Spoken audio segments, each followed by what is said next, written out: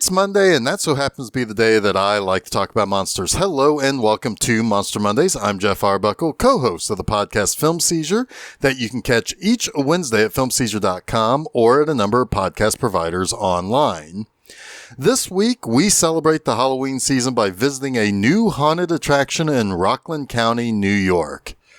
And probably more accurately, we're going to be reviewing the terrifying footage of the tragedy that befell the organizers of the attraction at the Abaddon Hotel known as Hell House LLC.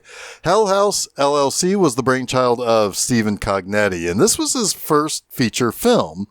Before the 2015 release of this movie, Cognetti made shorts. However, Hell House LLC proved to be quite the hit with horror fans, and this led to Cognetti making 2 sequels, and he's now currently in post-production for a new film unrelated to the Hell House franchise, and in production for a 4th entry in the franchise that will act as a prequel. This is our 4th venture into the found footage horror genre. Previously, I've talked about 2 of the biggest found footage hits of all time, The Blair Witch Project and Paranormal Activity. For good measure, I also did the incredibly atmospheric The Last Broadcast that actually beat The Blair Witch Project to release by about a year. You could almost include Sinister as a movie that was heavily influenced by the popularity of found footage, as a literal box of footage of murders was found by Ethan Hawke's character that he reviews during the course of that movie's narrative. But I don't want anyone to think that I'm an especially big fan of found footage horror. I'm technically not. But considering how this is the 4th time I've talked about the genre, when it's done well, it can be really good and creepy, and at times very unsettling to watch as a movie. Good ones are very careful about showing the quote-unquote monster at the heart of the movie's narrative.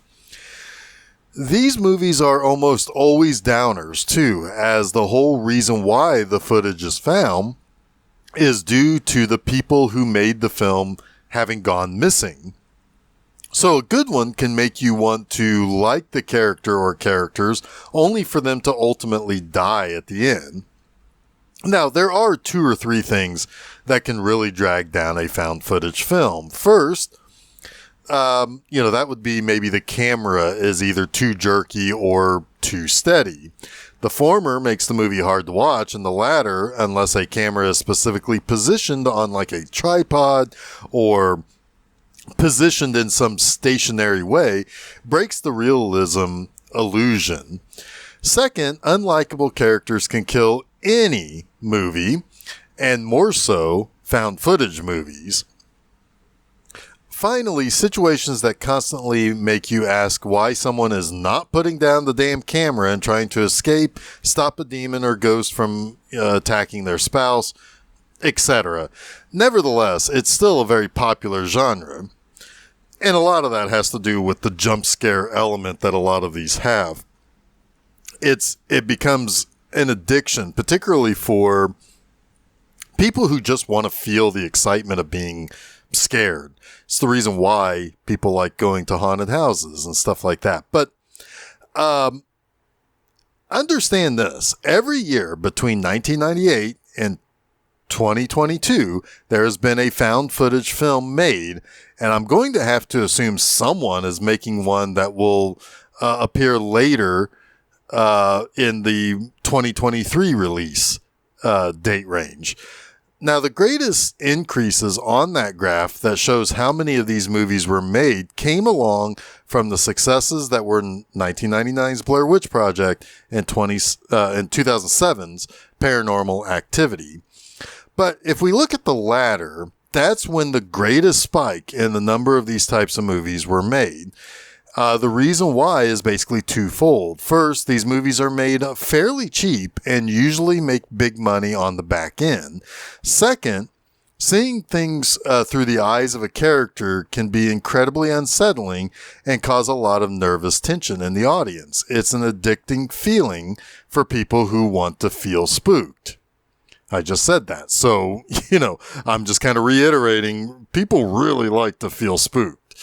It's why a lot of people want to go to a darkened movie theater or watch a movie at home with all the lights out when they put on a horror movie. It just gives a lot of people the heebie-jeebies and makes them squirm in their seats when they know something is going to happen. And it's also why people like going to haunted houses during this time of year. Just like with watching a found footage movie, people go into a haunted house and they're frightened by what might be hiding around the corner or lurking at the end of a hallway. And on top of that, a horror movie might only have one or two things that could possibly be lurking around. A haunted house can play on everyone's nightmares and explore all sorts of spooky things. And that's the formula for Hell House LLC. You have the found footage movie presented with a little bit more of a documentary, and I'm going to talk about that here in just a moment. But it deals with people setting up a haunted house that turns out to be, well, actually haunted. Spoiler alert. But it's clear Stephen Cognetti knew what would work well. So, back to what I was saying about how this formula kind of works. It really helps Hell House LLC that the movie is told from a documentary angle and a sort of investigative style too. The movie begins with the documentary crew arriving to look at the Abaddon Hotel. It then goes to a few talking head interviews where various people are asked what they think happened that night at the Abaddon Hotel on the opening of Hell House. We also see some news reports about the tragedy of the opening night and the chaos that ultimately led to several deaths and a lot of injuries. We then learn a video from someone who entered the attraction was uploaded to YouTube just as things went off the rails. And so at first, in this YouTube video, everything seems to be normal, and it's normal haunted house attraction stuff. Things start to get a little bit different when one of the scary clown characters rushes past the guy's girlfriend, and another person that looks like an employee runs past and seemingly exits through a door into the employees only area. Then they get to the basement. People are pushing their way back up the stairs and trying to get out. And the group is able to escape and flee as police and other first responders arrive. Now, the uploaded video was confusing and concerning enough. However, the 911 call was also leaked. All that is heard that isn't kind of broken up by static is that was that something about something in the wall. Now, a photojournalist named Martin Cliver also snuck into the Abaddon Hotel and took pictures from the inside. The blood on the floor and the walls disproves the official story about a gas leak. He gets to the door of the basement, but something inside of him basically refuses to have him go down the stairs. He just points the camera into the stairwell and snaps pics. We then learn the documentary is being made by Diane Graves. She's been contacted by a Sarah Havel, a member of the Hell House LLC group, for an interview.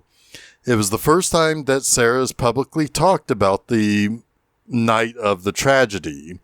And she retells the story from the beginning, and she provides Diane with the tapes made by Paul O'Keefe and Tony Prescott, two more members of the group. She says that she refused to give them over to the police because basically what's on the tapes is not something that should be viewed by just anyone.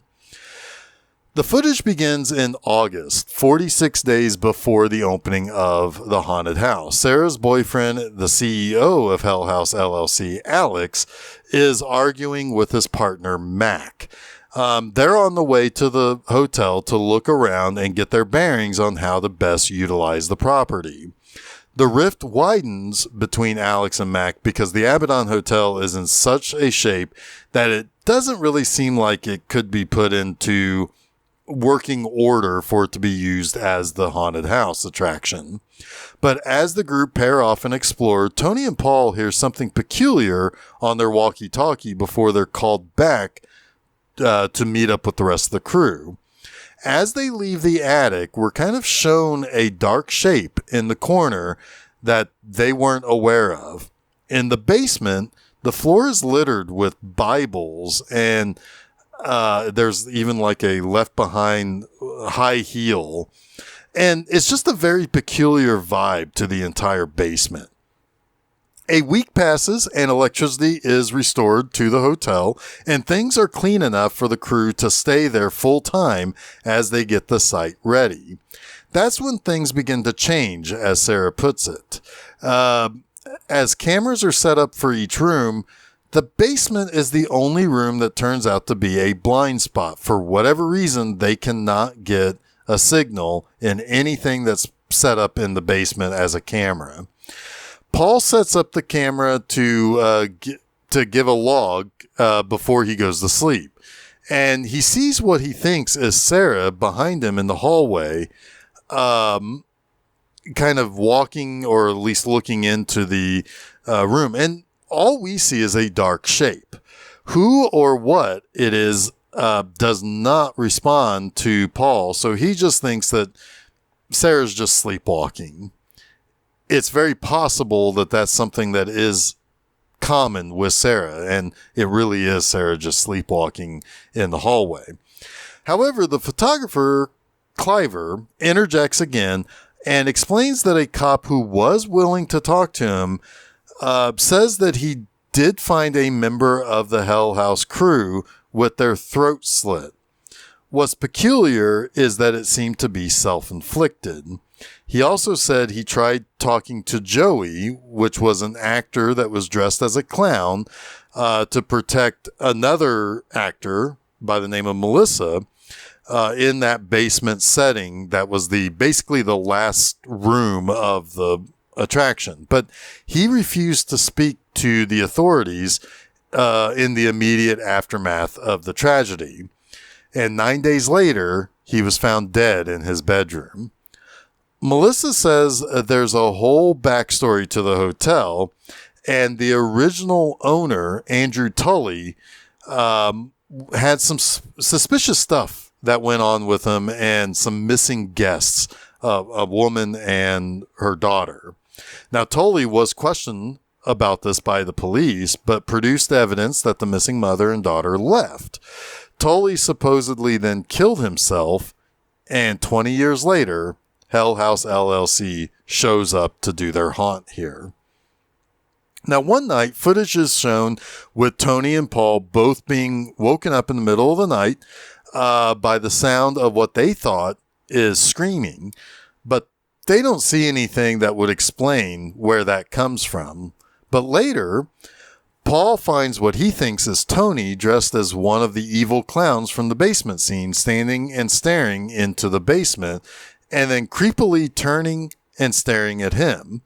He then walks off thinking that Tony is just fucking with him, and until he sees Tony in another room. When he goes back to the top of the basement stairs, the clown isn't just gone, but it's back with the other dummy clowns in the basement. He shows the footage to the others, but Mac just thinks that Paul is just messing with him. He's been known to be a little bit of a trickster. He's the one who is constantly shown having some sort of sense of humor, sometimes off color, but it's something that, Mac is all too familiar with. Later still, Paul and Tony are testing out a hallway with strobe lights, and there appears to be someone or something in the hall with Paul, and it's moving toward him. The creepiest of clowns, the one that Paul had to run in with previously, is positioned awkwardly on the stairs to the basement.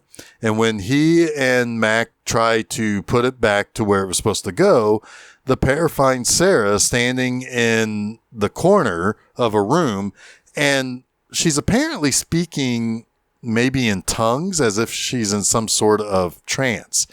They wake her up and try to calm her down, but the clown disappears. Paul, Sarah, and Mac both try to find the clown and get back upstairs.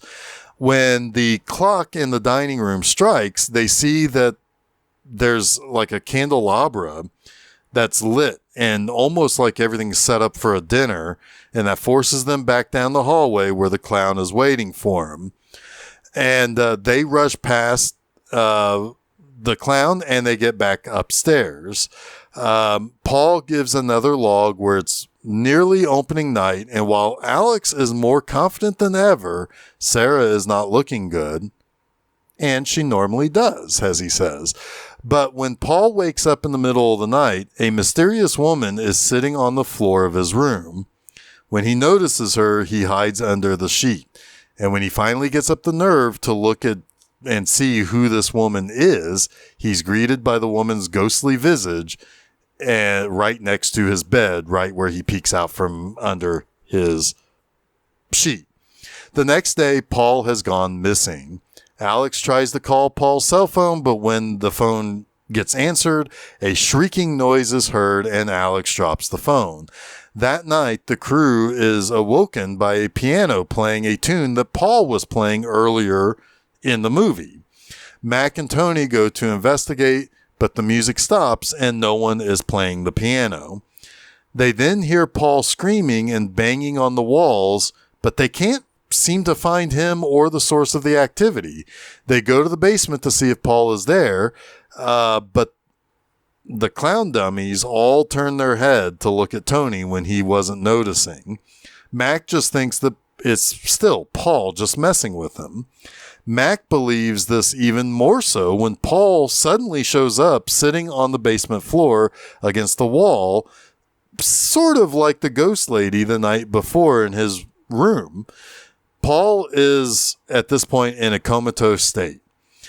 Tony is now freaking out, but is stopped from leaving by Alex, who tells him something that he needs to know, and it's something that he needs to tell him before he decides to leave. Now, we don't actually see what it is that Alex tells Tony, but it does turn out that Mac and Alex knew something that none of the others did, and this prompts Tony to basically decide to stay with the rest of the crew. It's now opening night and we're about to see the tragedy in full. The rest of the team rallies with the help of Alex, but Paul is still catatonic. Melissa is chained up in the basement, but she knows something is off. She asks Mac if everything is okay, but he just kind of says, no, everything's fine. Joey is also positioned in the basement as one of the clowns to act as protection for Melissa, who's to be this victim to be sacrificed in the final scene of the haunt. People are led in, and we're seeing footage from both the Hell House group as well as that YouTube video that we were shown earlier. So here's what happened on that fateful night. Sarah tells Mac that she saw Paul, but before Mac could go to investigate, they see Joey run away and exit the haunt. Mac tells Sarah to go upstairs to get Alex. That's who we saw push past the YouTuber's girlfriend and go into the employees only area. Another video recovered from the scene shows Melissa begging Joey to free her from her binds and telling people in the basement that what is happening is not part of the show. Slowly approaching her is a man in a skull mask and a hooded robe who begins flaying her skin. That's when people begin to flee the scene. Mac and Sarah run upstairs to find another exit, only to find Alex being hanged as more cultists in robes attack. At this point, Mac is essentially attacked by the cultists and killed, and Sarah runs out of the attic and says that she ran out the front door where the police were able to save her. The rest of the Hell House LLC crew are among the dead. Now, Sarah tells Diane in the present to basically go find her in her room in a couple of hours. She needs to take a break and rest. But before she returns to her room, she tells Diane that she really should go inside the Abaddon Hotel to see for herself what's inside. And Diane really can't resist this after hearing the story. She and another member of her crew, her cameraman, go to the hotel. But as they leave, she basically tells the lady at the front desk of their hotel that, if the woman in the room 2C happens to try to leave, please let her know. And they're like, well, there is no letters in our hotel room. So she then asks if Sarah Havel registered at the hotel. But no, she's not registered at the hotel either.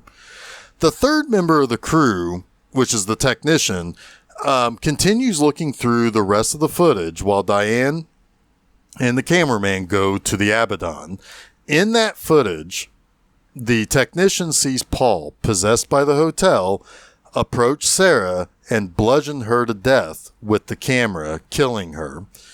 No one from that night survived, as the possessed Paul then sliced his own throat, the victim that we heard about from Martin Cliver earlier.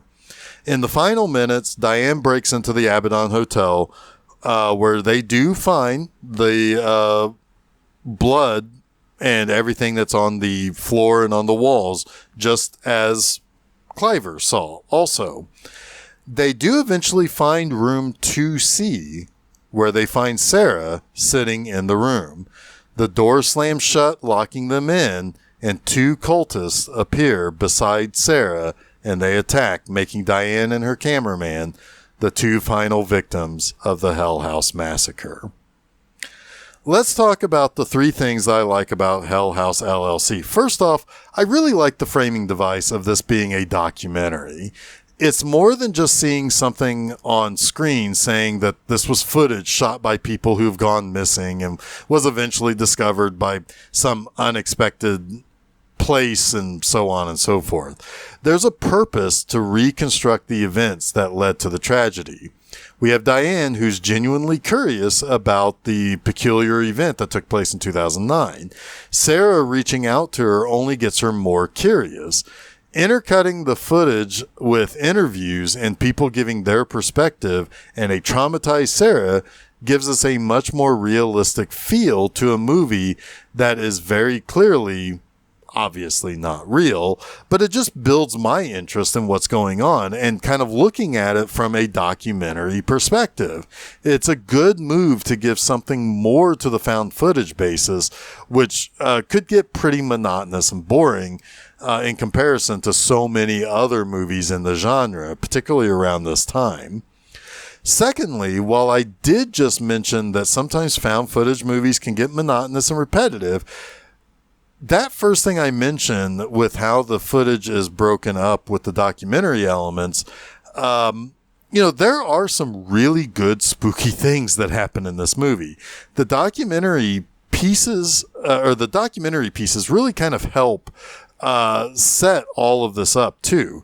But the subtle beginnings of just being shown that there was something in a room that Paul didn't catch through his camera until Diane's technician spots it, is just a great little creepy thing that we're kind of given early on to show, hey, there's something going on here. Then that leads to the slow build of the supposedly sleepwalking Sarah, then the sounds, then the dummy clown starting to move on its own. And it all continues to build and build and build to that frenzy of the opening night of the haunted attraction. It's well paced to draw us in and then pepper those little creepy things only for it to turn the scares all the way up to 11 in the final act. And I should also mention that, holy shit, that ghost lady who steals away with Paul as he, when he goes missing is one hell of a jump scare in this movie. And it is really the one big jump scare. It's very well handled in this movie. Now, thirdly, Yes, the documentary concept plays wonderfully in conjunction with the found footage stuff. Yes, the scares are well timed and orchestrated. But what this movie really excels at is it really sucks me in on two levels. The first is I actually do like the characters. Each member of the Hell House crew has a unique personality. We spend most of the time with Paul, Sarah, and Tony. However, we still do get a really good feel for who Mac and Alex are as individuals too. On the minute level, I'm not sure I would really like to be friends with too many of these characters, but on the macro, you really do easily understand how each of these players fit in with each other and how they are configured and work as a complete unit. That makes them realistic characters. And what's more, you do also immediately side with Paul when you see what he sees, and you get his personal logs to understand how he knows something is wrong. In addition to really identifying with Paul, he says the one thing that also really resonates with you as a viewer. He talks about how Sarah doesn't seem to look good as it gets closer and closer to the opening, and how she normally does look good. He's drawing your attention to her. Sarah, played by Ryan Jennifer Jones, is an appealing person already, as she's the softer side of this team, and she's attractive to boot. She's also telling you the story of what happened, so you're invested in her as she deals with this fateful 46-day odyssey that ends in a bloodbath. The other thing that really pulls me into Hell House LLC is how this appeals to the very thing anyone who wants to either believe in hauntings and demonic possessions or like spooky stories and spooky movies about these kind of spooky stories. This is about a place with a history and an energy to it, and it's using that to literally come alive and attack from a spiritual and paranormal place. Good stories about paranormal happenings aren't usually from some sort of dumb luck, though I suppose next week, I think that is something kind of, that happens. But exceptions to the rules often do exist, and that's where we'll talk about that next week. But there is usually some sort of lore or backstory that builds the paranormal energy around it. Something was built on a burial ground, or someone messed with the occult, or a truly evil person did all sorts of stuff to others that trapped their negative whatevers and what have yous in that location. That's normally how you build a compelling ghost story. So it's built on an ever-escalating lore. Hell House LLC realizes that with sprinkling stories about the original owner doing things with occultism and, part of a satanic cult and so on and so on. It's building that lore for you. It's got a great foundation to set you right into that spooky mood. But that wraps up this week's Monster Mondays. You can catch new episodes of Monster Mondays each Monday at filmseizure.com. But don't forget to follow Film Seizure at Facebook, Threads, and Instagram, and subscribe to Film Seizure to get both the Film Seizure Podcast and Monster Mondays at your favorite podcast providers, as well as YouTube. You can also check out my website, bmovieenema.com, to read new review articles every Friday morning. Next time, Monster Mondays turns 250 episodes old. There might not be any more important film in modern horror history than the one that I will talk about for such a momentous occasion. Join me as I celebrate the 50th anniversary of The Exorcist. So until next week, stay spooky.